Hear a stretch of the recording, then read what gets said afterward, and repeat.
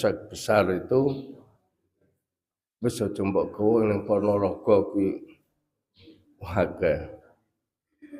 Karena apa? Ternyata waktu itu keponakan yang di Jakarta itu seorang dokter itu dia kena itu obatnya juga itu. Ibunya anak-anak itu juga pernah akhir-akhir ini kena itu. Ya alhamdulillah saya carikan di tempat mukanya Pak Rin, Pak Jakun itu di alhamdulillah sembuh itu. Jadi direbus, jadi bisa kering, bisa basah. Ya. Jadi juga jangan banyak-banyak, tapi ya berulang kali. Tapi itu 2 kali sudah sembuh itu. Tapi teman itu dan dulu ya kan ada yang sampai kena vertigo itu katanya seperti apa? Dunia itu putar. Bahkan kita kalau pada waktu tidur ngimpi dunia putar itu kan itu. Alhamdulillah Allah memberikan obat seperti itu. Bapak-bapak, ibu-ibu, apa dasarnya bahwa kita itu sholat itu prinsipnya harus berdiri. Pertama surat Al-Baqarah ayat 120 ayat 238. Hafidhu ngala sholawati wa sholatil wusta. Jagalah, peliharalah segala sholatmu dan peliharalah sholat wusta. Jadi kita diperintah oleh Allah itu untuk memelihara sholat. Salat diopen iki nganggo apa? Ya. Ternyata ya memelihara sholat itu dijaga jangan sampai sholatnya itu terlalaikan, tidak tepat pada waktunya, tidak memakai baju yang baik-baik, terus tidak menghadap kiblat, atau kita lalai sholat itu istilah Jawanya sembrono, tidak dengan cara yang seperti dituntunkan oleh Rasulullah. Dan ada khusus wassolatil wusta dan sholat wusta. Sholat wusta itu sholat asar. Mengapa Allah memberikan ini? Karena memang waktu ngasar itu waktu yang sangat bahaya. Kadang-kadang kita tertidur, kadang-kadang karena pekerjaan itu akhirnya sholatnya terlalu sore, sudah hampir maghrib baru sholat. Ini yang kalau matahari sudah memerah itu ya masih waktunya, tapi itu terlalu lalai. Lebih-lebih ini kalau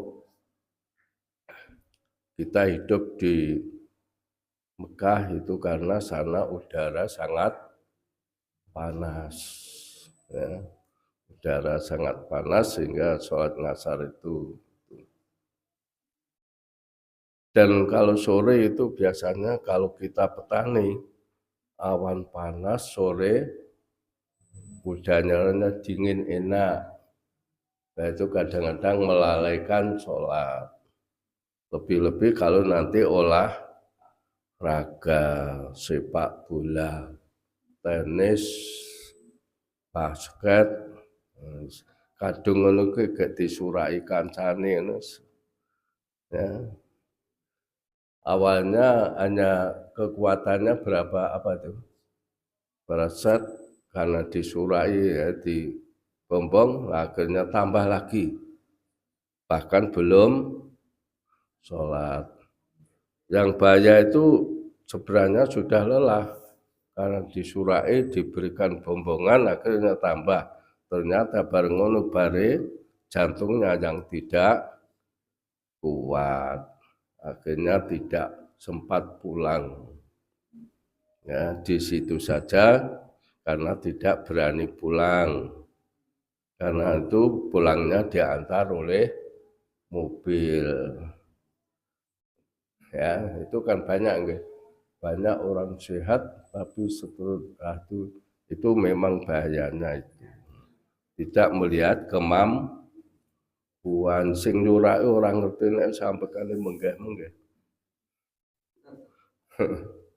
Wes ngoso popong ngono.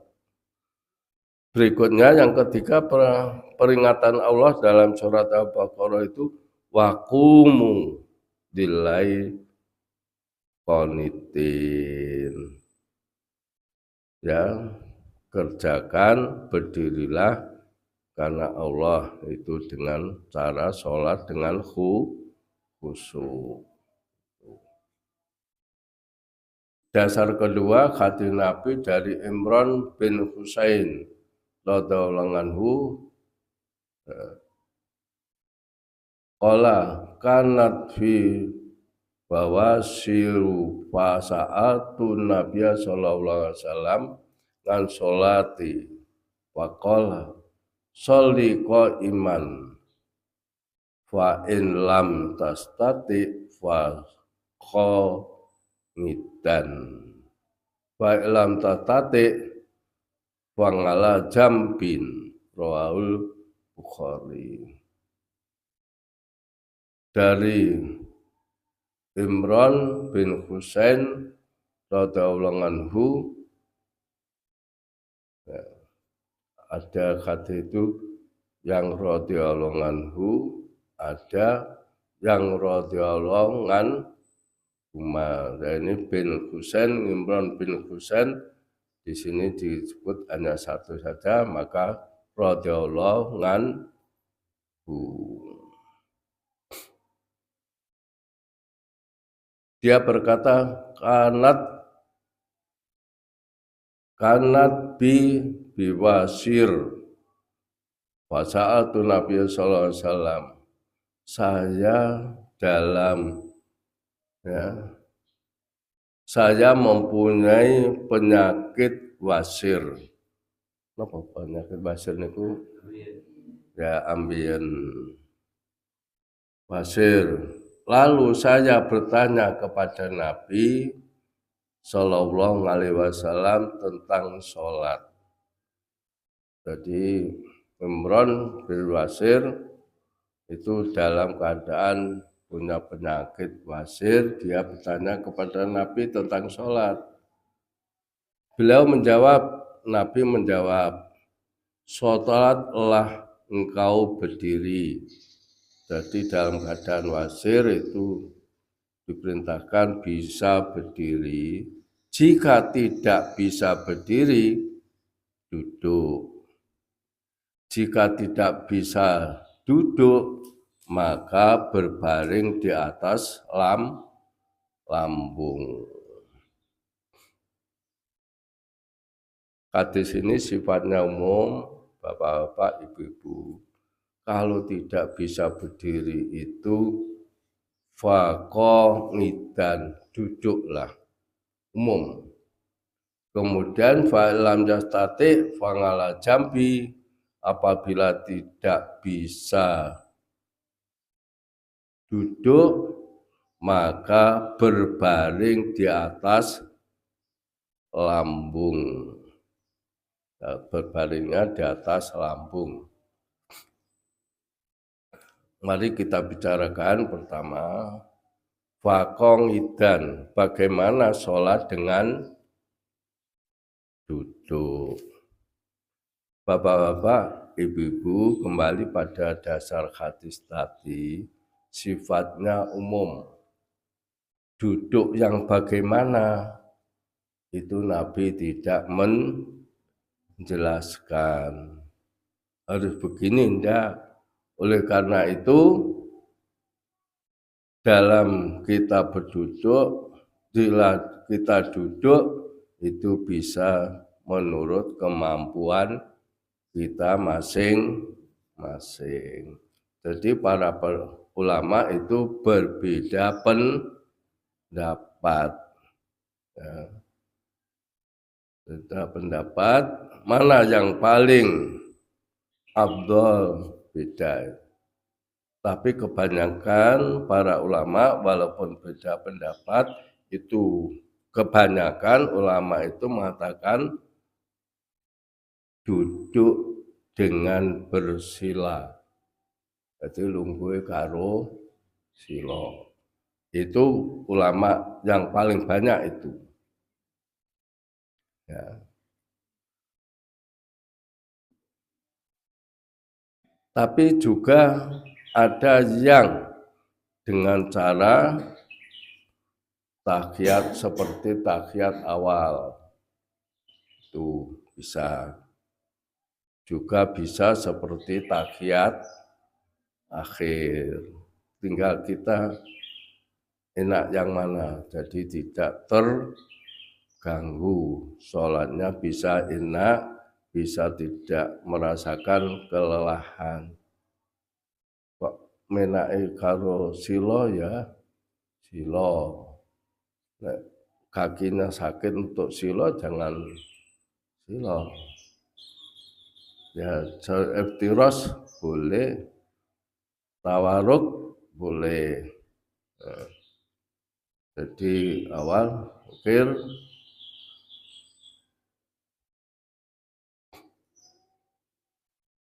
tapi juga boleh dilakukan itu tergantung kepada keadaan pelaku sholat itu kembali itu pelakunya sendiri.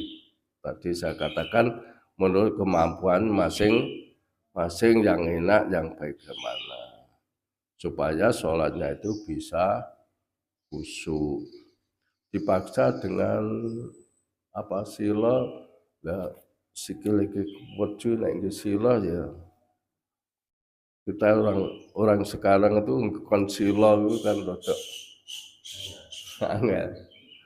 Kalau orang-orang tua dulu itu silo sewengi utuh gitu menak oleh kon jagongan sewengi utuh itu enak saja gak gampang saiki kon silo 10 menit itu ya itulah juga boleh ini boleh duduk bersandar sambil meluruskan kaki ke arah kiblat.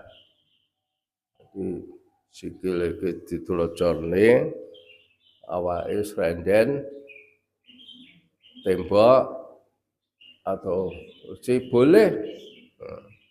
Boleh. Tapi kalau memang terpaksa, tapi yang kuat karo lungguh karo kursi tidak boleh. Ya, itu. Jadi kalau kita lihat kan macam-macam ya itu karena memang bisanya seperti itu. Jadi Islam itu ternyata enak dijalankan, tidak terpaksa, tidak harus begini. Yang harus itu manakala kita dalam keadaan sehat wal afiat. Tapi kira-kira enak berdiri gak sehat walafiat atau enak duduk ya itu maka kalau kita memang sehat ya itu awakmu sehat kok salatmu karo lungguh kayak karo swanden juga menak ngene iki ya wong awak sehat kok ya itu. Maka sebenarnya kalau kita sholat itu sesuai dengan apa yang tuntunkan Nabi itu kan olahraga secara tidak langsung. Banyak kita dari berdiri ke sujud itu lutut itu awalnya agak sakit itu kan terus tekluk kertek ngono ku iso enak. Kaki itu awalnya agak gak enak setelah dipancatkan itu kok ya kretek enak. Terus noleh itu assalamualaikum, ya itu tuntunannya kan apa? Tuntunannya pipi ini bisa dilihat oleh orang belakangnya, tapi jangan dengan badannya. Jadi hanya ini.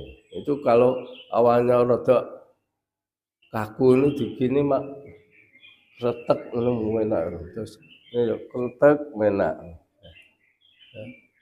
Akan rukuk itu awalnya ini agak sakit itu kok di apa punggung itu diluruskan itu ya, jadi keju-kejunya hilang.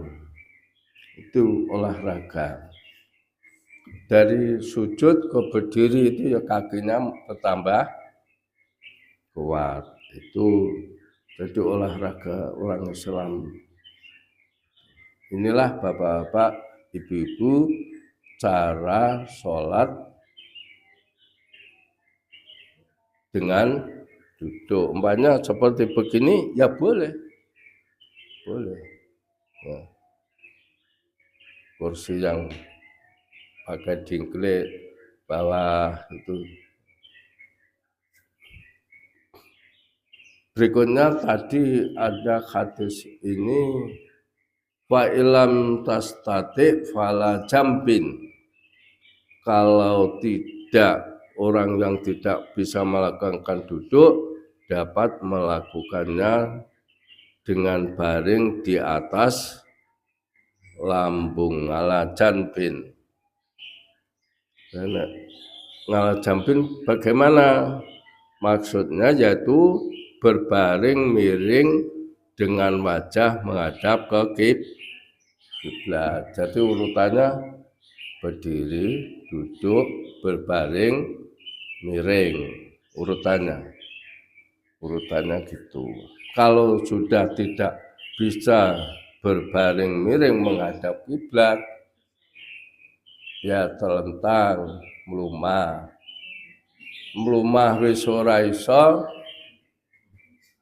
ya menurut kemampuannya. Nek wis ora iso tidak mampu apa-apa ya genten.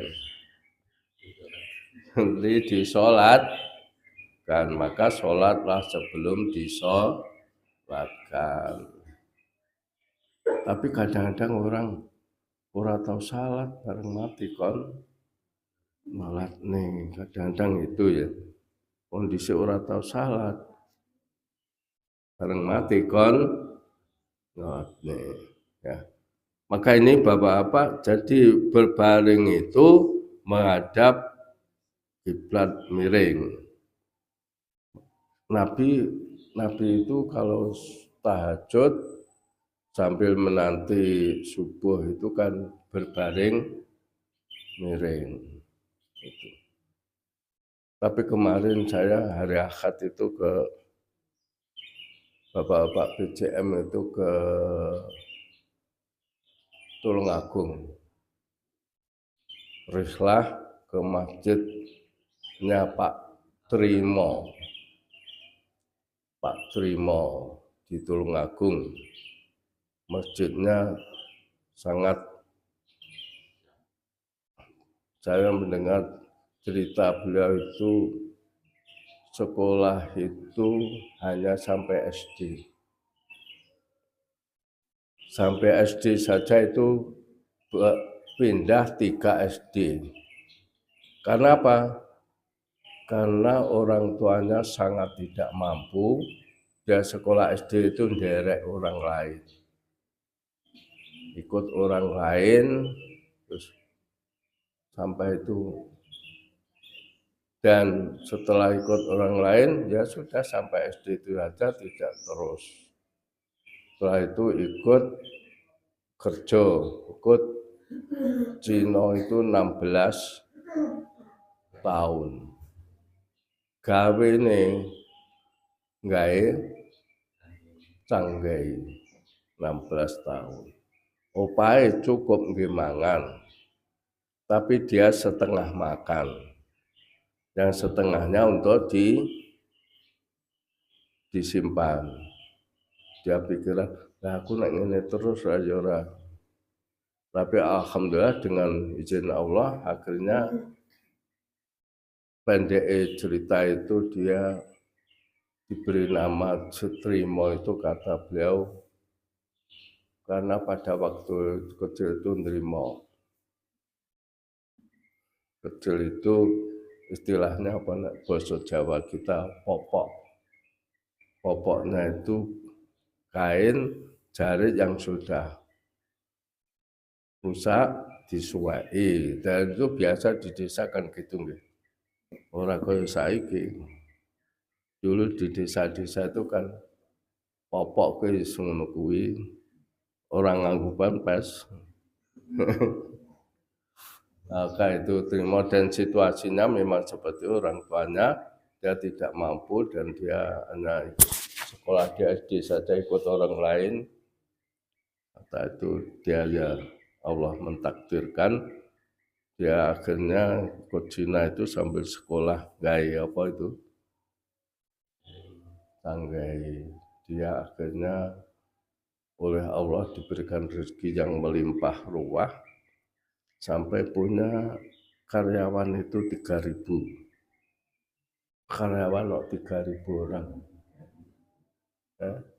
tapi pernah itu bangkrut 2 kali sudah 3.000 orang itu karyawan ya bangkrut 3 kali tapi yang pertama itu punya hutang yang kedua tidak punya hutang bangkit lagi tapi dia pedomannya pokoknya kudu hidup harus cukup sederhana. Itu cerita-cerita itu sampai saya arep mulih ke yo ngrungokne cerita ini kepingin terus tapi arep ora mulih ke yo piye dan sekarang itu jadi sumbernya apa orang-orang dari mana-mana itu ke sana melihat masjidnya itu dan bagaimana Pak Trimo dia itu tukang membersihkan masjidnya itu. Pertama itu ya karena Pak Saad Ibrahim pimpinan wilayah ke sana mengatakan itu karena di situ tuh masjid ora dadi-dadi. Pak Saad Ibrahim itu aku ora rene nek masjid iki rung dadi. Pak Trimo itu dengan izin Allah datang ke tempat Pak Saad, saya akan wakaf untuk rumah Allah masjid ini 10 miliar. Ya, 10 miliar itu pertama kali. Tapi sampai sekarang habis berapa? 60 miliar.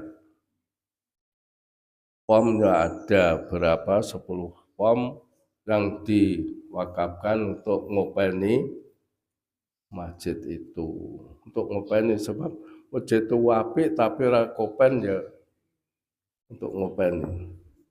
Yang ngopeni itu mungkin sekarang juga karena setiap saat itu banyak orang datang dan orang datang itu tidak kok dibiarkan dikasih makan dalam itu sekarang itu.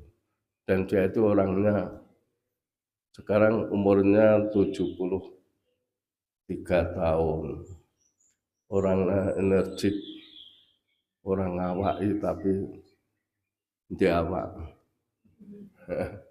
orangnya ya cukup sederhana cerita-cerita itu. Ini tadi kok sampai Pak Trimo ya? Kok sampai Pak Trimo? Itu karena apa?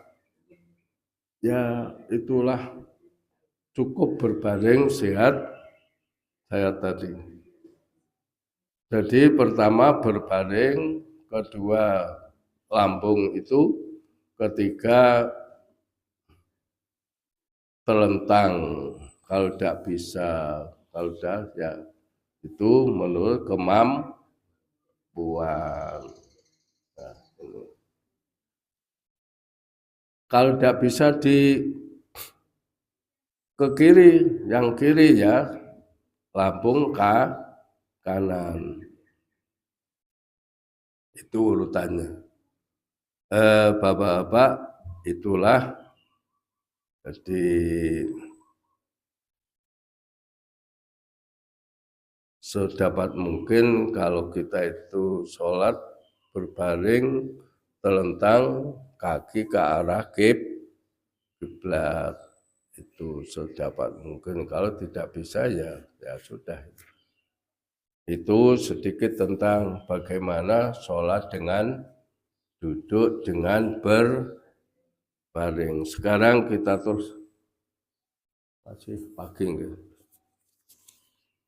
Niat. Setiap orang yang sholat harus dengan niat yang ikhlas di dalam hati bahwa ia hendak mengerjakan sholat. Jadi di dalam hati itu betul-betul saya akan sholat. Terus bahkan bukan hanya sholat, tetapi semua ibadah harus dilakukan dengan niat. Jadi sudah ada dalam hati kita itu akan melaksanakan. Kemudian bapak-bapak, ibu-ibu, para ulama telah sepakat bahwa tidak sah ibadah tanpa niat. Hanya apa? Kebetulan. Sholat kebetulan. Meskipun ada perbedaan pendapat tentang apakah niat itu rukun atau syarat sah sholat. Kalau di Muhammadiyah dulu di HPT 1 itu termasuk rukun.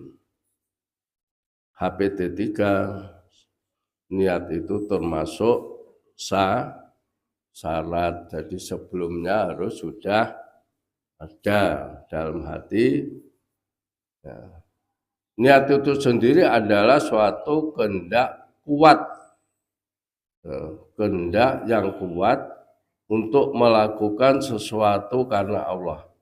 Jadi betul-betul ada kehendak di dalam hati kita itu untuk melakukan. Nah, jadi ada kemauan, ada kesadaran, dan ada tekad. Itu namanya niat. Ada kemauan, ada sadar, ada tekad. Jadi, kok nekat. Nekat itu kan kadang-kadang harus dipaksa lebih dulu, maka namanya niat itu. Dan dicari apa? Limardhatillah, untuk mencari ridho Allah. Ya, itu jadi sholat itu dilakukan bukan semata-mata sebagai kebiasaan rutin. Jangan sampai kebiasaan rutin yang dilakukan secara otomatis, jangan sampai. Jadi kita sholat otomatis, kadang-kadang kita itu kan sholat itu tidak sadar sampai akhir salam itu seorang sadar.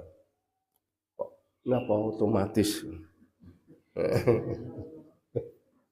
Masa ngasih bar, aku mau.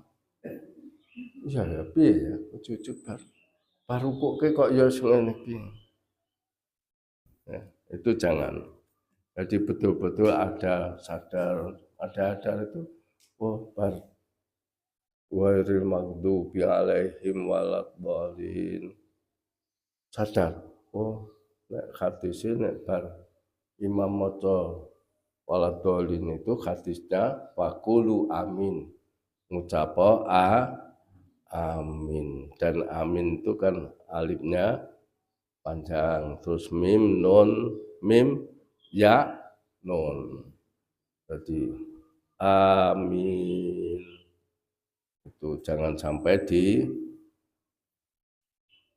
beda, karena amin itu artinya kabulkanlah permohonan kami. Tapi kalau amin itu dipercaya. Jadi amin dipercaya. Amin, kabulkanlah permohonan kami. Itu. Jadi ikhlas, jangan sampai ibadah kita lakukan hanya karena secara otomatis. Kemarin siapa itu saya ngobrol orang, besok apa acaranya? Anu Pak, kalian ngenteni sholat Jumat, ngenteni wekdal sholat, kula ngaten iki.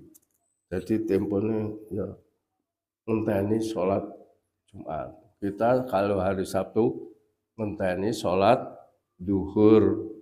Menanti sholat duhur saya nukang. Menanti sholat duhur saya masak.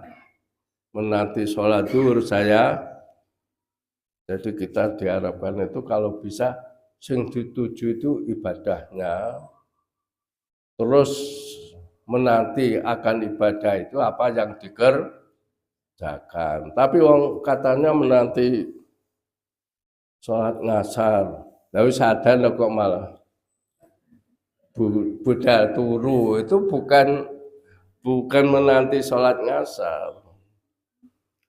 Saya menanti sholat subuh, lawis wis turu, adzan turu. Sudah tarkim itu kan sudah waktunya akan, lah kok malah aku tak dedan anu bukan koyan. Itu bukan menanti. Nah, maka menanti. Jadi kita itu kalau bisa diharapkan hidup ini menanti. Maghrib itu menanti sholat Isya kayak zikir di masjid. Itu hebatnya apa? Orang menanti sholat jamaah berikutnya, terus menanti setelah ini, terus itu sampai ada imam besar bin Bas, itu kan imam besar Mekah, itu ada maghrib Isya. Itu dia maghrib Isya itu untuk ibadah, berdoa kepada Allah. Sampai nanti, sampai ada santrinya itu bertanya itu, dijawab nanti saja. Jadi bertanya itu jawabnya nanti kalau sudah selesai sholat Isya. Bahkan bertanya itu bar maghrib. Mengapa? Karena hebatnya orang menanti dari maghrib sampai Isya. Terus kedua, hebatnya orang berdoa setelah adzan sampai iqomah. Tapi kebanyakan baratan kalau ngenteni iqomah itu bukan untuk berdoa. Enggak. Kadang-kadang kula ngrungokke kok ya sempat-sempate bar adzan ngenteni iqomah itu mestinya kan itu la yuradul ad-du'a bainal adzan wal iqomah, tidak ditolak doa antara adzan dan iqomah. Ya biasanya nek wong siji ngene ya ra kocah. Bare wong loro tambah, wong telu tambah, wong lima lu malah rame.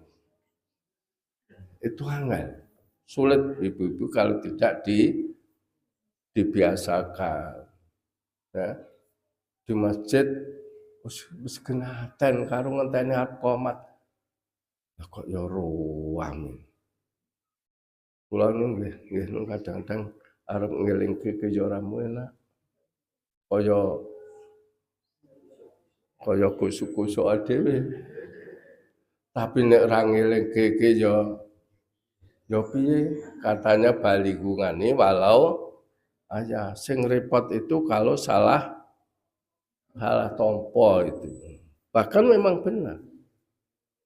Wong sudah komat itu sempat kojah.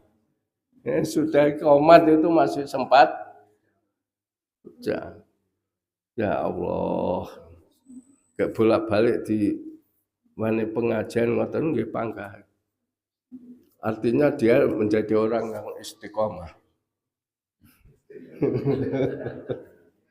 Dia orang istiqomah. Istiqomah apa? Kojah. Istiqomah. Maka ibu-ibu, kalau ibu-ibu itu yang mengingatkan bapak-bapak, buka menak. Maka ibu-ibu kalau tahu ibu yang begitu, yang tahu jiwanya ibu kan ibu. Piye carane ngelingke ben aja ngono kuwi, yang lebih paham adalah ibu. Nek bapak ku ora ngerti jiwane ibu. Ya, ini bapak-bapak sedikit itulah jadi niat itu kita ibadah kembali jangan kebetulan jangan otomatis. Saya kira itu saja. Nanti berikutnya besok Sabtu pas 17-an upacara nggih. Tapi tetap nggih. Upacaranya kan mestinya jam 10.